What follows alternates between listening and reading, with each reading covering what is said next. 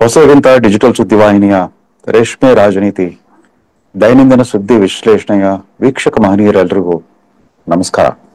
ಅಶಾಂತಿಯ ಅಗ್ನಿಕುಂಡವಾಗದಿರಲಿ ದಕ್ಷಿಣ ಕನ್ನಡ. ಕರ್ನಾಟಕ ಏಕೀಕರಣವಾದಾಗಿನಿಂದ ಕೂಡ ರಾಜ್ಯದ ಅತ್ಯಂತ ಉದ್ಯಮಶೀಲ, ಕ್ರಿಯಾಶೀಲ ಮತ್ತು ಜೀವನೋತ್ಸಾಹವುಳ್ಳ ಜನಸಾಮಾನ್ಯರಿಂದ ತುಂಬಿದ ಪ್ರತಿಭಾಶಾಲಿ ಸಾಧಕರಿಗೆ ಹೆಸರಾಗಿರುವ ಮಂಗಳೂರು ಮತ್ತು ಉಡುಪಿ ಜಿಲ್ಲೆಗಳು ಅದ್ಯಾಕೆ ಇವತ್ತು ನಿರಂತರ ಧಾರ್ಮಿಕ ವೈಷಮ್ಯ, ಜನಾಂಗೀಯ ಅಸಹನೆ ಮತ್ತು ಆಗಾಗ್ಗೆ ನಡೆಯುವ ಕೋಮುವಾದಿ ಅಥವಾ ಮತೀಯವಾದಿ ಸಂಘರ್ಷಗಳೆಂಬ ಹಿಂಸಾಚಾರಕ್ಕೆ ಸುದ್ದಿ ಆಗ್ತಾ ಬರ್ತಾ ಇದ್ದಾವೆ. ಕಳೆದ ಒಂದು ತಿಂಗಳಲ್ಲಿ 2ನೇ PUC ಫಲಿತಾಂಶ ಮತ್ತು SLC ಫಲಿತಾಂಶಗಳು ಬಂದವು. ಅವು ಎರಡರಲ್ಲೂ ಕೂಡ ಇಡೀ ರಾಜ್ಯಕ್ಕೆ ಮೊದಲ ಸ್ಥಾನ ಈ ಉಡುಪಿ ಮತ್ತು ಮಂಗಳೂರು ಜಿಲ್ಲೆಗಳು.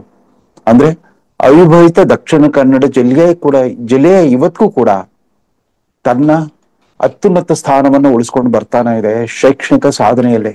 ಸ್ವಾತಂತ್ರ್ಯ ಪೂರ್ವದಿಂದ ಮತ್ತು ಸ್ವಾತಂತ್ರ್ಯೋತ್ತರ ಭಾರತದ ಮೊದಲ 3 ದಶಕಗಳಲ್ಲೂ ಕೂಡ ಶಿಕ್ಷಣ ಕ್ಷೇತ್ರ, ಬ್ಯಾಂಕಿಂಗ್ ಕ್ಷೇತ್ರ, ಹೋಟೆಲ್ ಉದ್ಯಮ ಕ್ಷೇತ್ರ, ಸಾಹಿತ್ಯ, ಸಂಸ್ಕೃತಿ, ವಿವಿಧ ಪ್ರದರ್ಶನ ಕಲೆ, ಸಿನಿಮಾ ಎಲ್ಲದರಲ್ಲೂ ಕೂಡ ದಕ್ಷಿಣ ಕನ್ನಡ ಜಿಲ್ಲೆಯ ಸಾಧಕರುಗಳೇ ನಮಗೆ ಪ್ರೇರಣೆಯಾಗಿದ್ರು, ನಮಗೆ ಅನುಕರಣೀಯ ಮಾದರಿಯಾಗಿದ್ರು.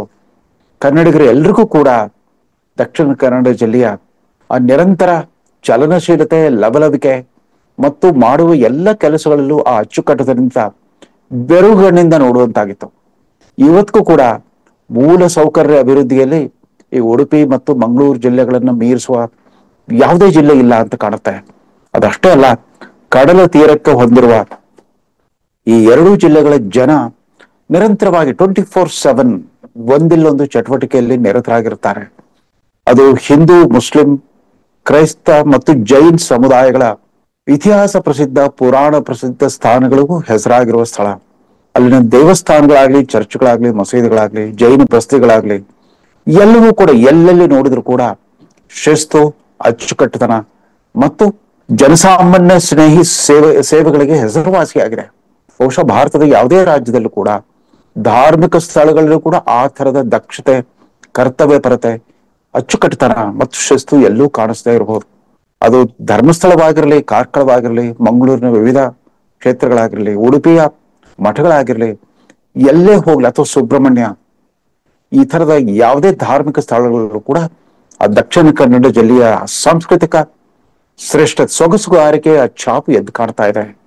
ಸಿನಿಮಾ ರಂಗದಲ್ಲಿ ಇವತ್ತಲ್ಲ, ಸ್ವಾತಂತ್ರ್ಯ ಪೂರ್ವದಿಂದ ಕೂಡ ವಿ ಶಾಂತಾರಾಮ್ ಮುಂಬೈ ಹಿಂದಿ ಚಿತ್ರರಂಗದಲ್ಲಿ ತಮ್ಮ ವಿಶಿಷ್ಟ ನಿರ್ದೇಶನದ ಮೂಲಕ ಮತ್ತು ಇತಿಹಾಸ ಪ್ರಸಿದ್ಧ ಸಿನಿಮಾಗಳ ಮೂಲಕ ಹೆಸರು ಮಾಡಿದ್ರು.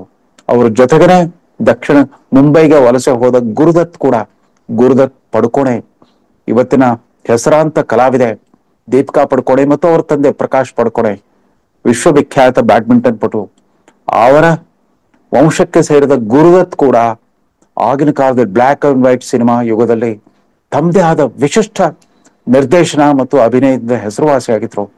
ಅದಾದ ನಂತರ ಶಿಲ್ಪಾ ಶೆಟ್ಟಿ, ಐಶ್ವರ್ಯ ರಾಯ್, ಸುನೀಲ್ ಶೆಟ್ಟಿ ಇವರ ಹೆಸರು ಕೂಡ ಇವತ್ತಿನ ಬಾಲಿವುಡ್ ಚಿತ್ರರಂಗದಲ್ಲಿ ಅತ್ಯಂತ ಚಿರಪರಿಚಿತ ಖ್ಯಾತ ಸಾಧಕರಿವರು.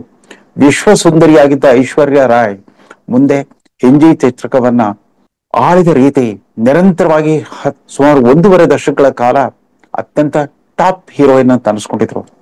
ಬ್ಯಾಂಕಿಂಗ್ ಕ್ಷೇತ್ರದಲ್ಲಿ ರಾಷ್ಟ್ರೀಕೃತ ಬ್ಯಾಂಕ್ಗಳ ಪೈಕಿ ಸಿಂಡಿಕೇಟ್ ಬ್ಯಾಂಕ್, ಕೆನರಾ ಬ್ಯಾಂಕ್, ವಿಜಯ ಬ್ಯಾಂಕ್ ಇಡೀ ದೇಶಾದ್ಯಂತ ಹೆಸರುವಾಸಿಯಾಗಿದ್ದವು. ಅಷ್ಟೇ ಅಲ್ಲ, ರಾಷ್ಟ್ರದ ಇತರ ಬ್ಯಾಂಕ್ಗಳಿಗೆ ಮಾದರಿಯಾಗಿದ್ದವರು ಈ ದಕ್ಷಿಣ ಕನ್ನಡದ ಬ್ಯಾಂಕಿಂಗ್ ವಲಯದ ಆ ಸಾಧಕರುಗಳು.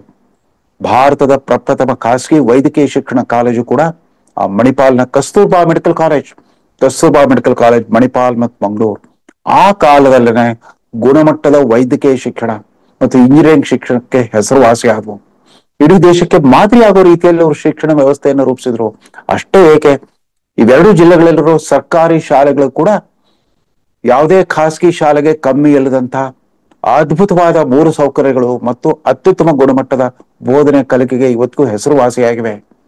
ವೈದ್ಯಕೀಯ ಕ್ಷೇತ್ರದಲ್ಲಿ ಇವತ್ತು ಹಲವಾರು ಮೆಡಿಕಲ್ ಕಾಲೇಜುಗಳು ಇವತ್ತು ದಕ್ಷಿಣ ಕನ್ನಡ ಜಿಲ್ಲೆಯಲ್ಲಿ ತಮ್ಮ ಖ್ಯಾತಿಗೆ ಹೆಸರಾಗಿವೆ. ಅಲ್ಲಿರೋ ಒಂದು ಶತಮಾನಕ್ಕೂ ಅಧಿಕ ಕಾಲ ಹೆಸರುವಾಸಿಯಾಗಿರೋ ಸೆಂಟ್ ಅಲೋಷಿಯಸ್ ಕಾಲೇಜ್ ಇವತ್ತು ಕೂಡ ಇಡೀ ದೇಶಕ್ಕೆ ಮಾದರಿ ಆಗಬಲ್ಲ ಜ್ಞಾನ ಕೇಂದ್ರವಾಗಿದೆ. ಇಷ್ಟೆಲ್ಲ ಇದ್ದು ಕೂಡ ಕಳೆದ 20 ವರ್ಷಗಳಿಂದ ಏನಾಗ್ಬಿಡ್ತು? ಇದ್ದಕ್ಕಿದ್ದಂತೆ ಭಾರತೀಯ ಜನತಾ ಪಕ್ಷ ಮತ್ತು ಕಾಂಗ್ರೆಸ್ ಪಕ್ಷಗಳ ನಡುವಿನ ಈ ಅಧಿಕಾರದ ಪೈಪೋಟಿ ಬರ್ತಾ ಬರ್ತಾ ಬರ್ತಾ ಹಿಂದೂ ಕೋಮುವಾದ ಅಥವಾ ಮುಸ್ಲಿಂ ಮತೀಯವಾದ ಅನ್ನೋ ಆರೋಪಕ್ಕೆ ಬಲಿಯಾಗ್ತಾ ಬರ್ತಾ ಇದೆ. ಅನೇಕ ಯುವಕರುಗಳು ಇವರು ಹಿಂದೂ ಪರ ಕಾರ್ಯಕರ್ತ, ಇವರು ಮುಸ್ಲಿಂ ಪರ ಕಾರ್ಯಕರ್ತ ಅಂತ ಗುರುತಿಸ್ಕೊಂಡ್ಬಿಟ್ಟು ಅದು ವ್ಯಕ್ತಿಗತ ಮಟ್ಟದಲ್ಲಿ ಶುರುವಾಗುವ ಪರಸ್ಪರ ದ್ವೇಷ, ವೈಷಮ್ಯ, ವೈಮನಸ್ಸು, ವಿರಸ, ಅನೇಕ ಬಾರಿ ವ್ಯಕ್ತಿಗತ ವ್ಯವಹಾರಗಳಲ್ಲಾಗಿರೋ ಮನಸ್ತಾಪದಿಂದಾಗಿ ಶುರುವಾಗೋ ಈ ಜಗಳಗಳು ಬರ್ತಾ ಬರ್ತಾ ಎರಡು ಸಮುದಾಯಗಳ ನಡುವಿನ ನಿರಂತರ ಸಂಘರ್ಷಕ್ಕೆ ಕಾರಣವಾಗ್ತಾ ಇದ್ದಾವೆ. ಕಳೆದ ವಾರವಷ್ಟೇ ಒಬ್ಬ ಹಿಂದೂ ಪರ ಕಾರ್ಯಕರ್ತನ ಕೊಲೆ ಆಯಿತು. ಅದಕ್ಕೆ ಕಾರಣಕರ್ತರಾದವರು 2022ರಲ್ಲಿ ಕೊಲೆಯಾದ ಒಬ್ಬ ಮುಸ್ಲಿಂ ಕಾರ್ಯಕರ್ತನ ಸಹೋದರನ ಇದಕ್ಕೆ ಸುಪಾರಿ ಕೊಟ್ಟಿದ್ದಂತೆ. ಈತನ ಕೊಲೆಯಾದ 2 ದಿನಗಳ ನಂತರ 3 ಮುಸ್ಲಿಂ ಯುವಕರಿಗೆ ಚೂರಿ ಇರಿತ ನಡೀತಂತೆ.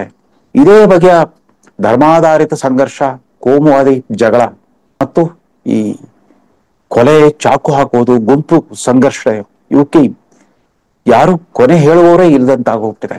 ಇಲ್ಲಿ ಗೋವಿಂದ್ ಪೈ, ಶಿವರಾಮ್ ಕಾರಂತರಂತ ಸಾಹಿತ್ಯ ದಿಗ್ಗಜರಿಗೆ ಹೆಸರಾಗಿರೋ ಆ ನೆಲದಲ್ಲಿ ಇವತ್ಯಾರು ಕೂಡ ಸಾಂಸ್ಕೃತಿಕ ನಾಯಕತ್ವ ಕೊಡಬಲ್ಲ ಹಿರಿಯರು ಯಾರು ಇಲ್ವೋ, ಅಥವಾ ಅವ್ರ ಮಾತುಗಳನ್ನ ಕೇಳಿಸಿಕೊಳ್ಳದಷ್ಟು ಅಲ್ಲಿನ ಜನಸಾಮುದಾಯ ಕಿವುಡಾಗ್ಬಿಟ್ಟಿದ್ಯಾ? ಕೇವಲ ರಾಜಕೀಯ ಕೈ ಮೇಲಾಟದಲ್ಲಿ ಅಲ್ಲಿನ ಜನಸಾಮಾನ್ಯರ ಬದುಕು ಆಗಾಗ್ಗೆ ಆತಂಕಕ್ಕೊಳಗಾಗ್ತಾ ಇದೆ. ಆಗಾಗ್ಗೆ ನಡೆಯುವ ಪುನರಾವರ್ತನೆಗೊಳ್ತಾ ಇರೋ ಈ ಹಿಂಸಾಚಾರ, ರಕ್ತಪಾತ, ಚೂರಿ ಇರಿತ, ಗುಂಪು ಸಂಘರ್ಷ ಇವುಗಳಿಂದಾಗಿ ದಕ್ಷಿಣ ಕನ್ನಡ ಜಿಲ್ಲೆ ಸಂಬಂಧಪಟ್ಟಂತೆ ಯಾವುದೇ ಧನಾತ್ಮಕ ಸುದ್ದಿ ಬರ್ತಾ ಇಲ್ಲ. ಇದು ನಾವೆಲ್ಲರೂ ಕೂಡ ಅತ್ಯಂತ ಗಂಭೀರವಾಗಿ ಚಿಂತಿಸಬೇಕಾದ ಸಂದರ್ಭ ಬಂದಿದೆ. ಮೊನ್ನೆ ನಡೆದ ಸುಭಾಷ್ ಶೆಟ್ಟಿ ಕೊಲೆ ಪ್ರಕರಣದಲ್ಲಿ ಅಲ್ಲಿಗೆ ಭೇಟಿ ಕೊಟ್ಟ ಗೃಹ ಸಚಿವ ಡಾಕ್ಟರ್ ಜಿ ಪರಮೇಶ್ವರ್ ಅವರು ಇದಕ್ಕಿದ್ದಂತೆ ಇನ್ಮೇಲೆ ನಾವು ಕಮ್ಯುನಿಟಿ ಟಾಸ್ಕ್ ಫೋರ್ಸ್ ಅಂತಂದ್ರೆ ಕೋಮು ಸಂಘರ್ಷ ನಿಗ್ರಹ ದಳವನ್ನ ಸ್ಥಾಪಿಸ್ತೇವೆ ಅನ್ನೋ ಒಂದು ಭಾರಿ ಶೌರ್ಯದ ಹೇಳಿಕೆಯನ್ನು ಕೊಟ್ಟಿದ್ದಾರೆ. ಅದಕ್ಕೆ ಪೂರಕವಾದ ಯಾವುದೇ ಹೇಳಿಕೆಗಾಗ್ಲಿ, ವಿವರಣೆಗಳಿಗಾಗ್ಲಿ, ಸಮಜಾಯಿಷಿ ಆಗ್ಲಿ ರಾಜ್ಯ ಸರ್ಕಾರದ ಇತರ ಯಾವ ಮಂತ್ರಿ ಅಥವಾ ಮುಖ್ಯಮಂತ್ರಿಯಿಂದ ಬಂದಿಲ್ಲ. ಈ ತರದ ಗಂಭೀರವಾದ ಸಂಘರ್ಷಗಳು ನಡೆದಾಗ್ಲೂ ಕೂಡ ಅಲ್ಲಿ ಯಾರೊಬ್ರು ಸರ್ವಪಕ್ಷೀಯ ಸಭೆ ಕರೆಯೋದಾಗ್ಲಿ, ಸರ್ವ ಸಮುದಾಯಗಳ ಒಂದು ಜಂಟಿ ಶಾಂತಿ ಸ್ಥಾಪನಾ ಸಭೆ ಕರೆಯೋದಾಗ್ಲಿ, ಸೌಹಾರ್ದತೆ ಮತ್ತು ಸಹಬಾಳ್ವೆಯನ್ನು ಪುನರ್ಸ್ಥಾಪಿಸೋ ಪ್ರಯತ್ನ ಮಾಡೋದಾಗ್ಲಿ ಯಾರೂ ಮಾಡ್ತಾ ಇಲ್ಲ.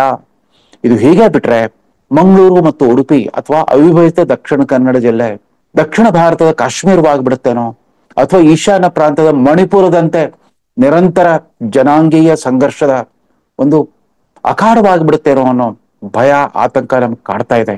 ಹೀಗಾಗದಿರ್ಲಿ, ಈ ನಿರಂತರ ಅಶಾಂತಿಯ ಅಗ್ನಿಕುಂಡವಾಗದಿರ್ಲಿ ಈ ದಕ್ಷಿಣ ಕನ್ನಡ ಜಿಲ್ಲೆ ಎನ್ನುವುದು ಸಮಸ್ತ ಕನ್ನಡಿಗರ ಅಂತರಾಳದ ಬಯಕೆ. ಅಲ್ಲೂ ಕೂಡ ಅದು ಅತ್ಯುತ್ತಮವಾದ ಪ್ರವಾಸಿ ಧಾಮಗಳಿವೆ. ಕರಾವಳಿ ಪ್ರದೇಶಗಳಾಗ್ಲಿ, ಅಲ್ಲಿನ ದೇವಸ್ಥಾನಗಳಾಗ್ಲಿ, ಬಸ್ತಿಗಳಾಗ್ಲಿ, ಚರ್ಚ್ಗಳಾಗ್ಲಿ, ಪ್ರೇಕ್ಷಣೀಯ ಸ್ಥಳಗಳಿಗಂತೂ ಕೊರತೆನೇ ಇಲ್ಲ. ನಿಸರ್ಗ ರಮ್ಯವಾದ ಅರಣ್ಯ ಸಂಪತ್ತಿದೆ, ಸಾಗರ ಸಂಪತ್ತಿದೆ, ಎಲ್ಲವೂ ಇದೆ. ಎಲ್ಲವೂ ಇದ್ರೂ ಕೂಡ ಜನರ ಮನಸ್ಸಲ್ಲಿ ನೆಮ್ಮದಿ ಇಲ್ಲದಂತೆ ನಿರಂತರ ಅಶಾಂತಿಯ ವಾತಾವರಣ ಸೃಷ್ಟಿಯಾಗಿದೆ. ಈ ಬಗ್ಗೆ ಎರಡೂ ರಾಷ್ಟ್ರೀಯ ಪಕ್ಷಗಳ ರಾಷ್ಟ್ರಭಕ್ತ ಮುಖಂಡರುಗಳೇ ಮಧ್ಯ ಪ್ರವೇಶ ಮಾಡಬೇಕಾಗಿದೆ ಅಂತ ಕಾಣುತ್ತೆ. ಇದಕ್ಕೆ ಸೂತ್ರಧಾರರಾಗ್ತಿರೋ ಅಗೋಚರ ಶಕ್ತಿಗಳು ಯಾವುವು ಅಂತ ಪತ್ತೆ ಹಚ್ಚಬೇಕಾಗಿದೆ. ಅವ್ರಿಗೆ ಶಿಕ್ಷೆ ಕೊಡೋಕ್ಕಿಂತ ಹೆಚ್ಚಾಗಿ ಪರಸ್ಪರ ವಿಶ್ವಾಸ, ಸ್ನೇಹ ಮತ್ತು ಸಹಬಾಳ್ವೆ, ಸಾಮರಸ್ಯದ ಮಹತ್ವವನ್ನ ಮನವರಿಕೆ ಮಾಡಿಕೊಡ್ಬೇಕಾಗಿದೆ ಅಂತ ಹೇಳ್ತಾ ಈ ಸಂಚಿಕೆಯನ್ನು ಮುಗಿಸ್ತಾ ಇದ್ದೇನೆ.